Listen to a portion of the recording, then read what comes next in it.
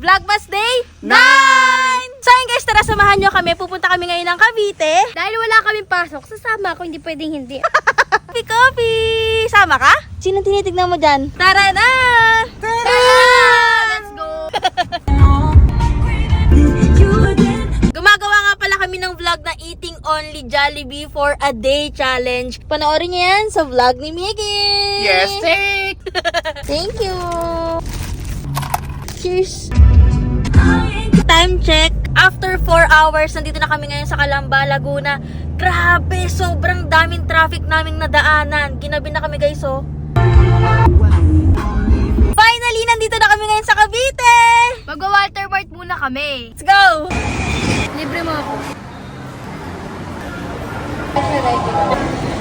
Giling-giling. Happy na naman siya kasi nalibre. Talaga? Touchscreen. Thank you po. Cheers. Chat time, baka naman. Baka naman. What if ganito kalaking electric pan yung nasa bahay? Boosh! Pupunta naman kami sa mga tito at tita namin. Mamas ko, te. Ano yun? Wala pang Pasko, namamas ko ka na agad. Oh, ang dami na namin, oh. Tatlo na kami dito, bigyan mo naman kami. Dito tayo mamamas ko.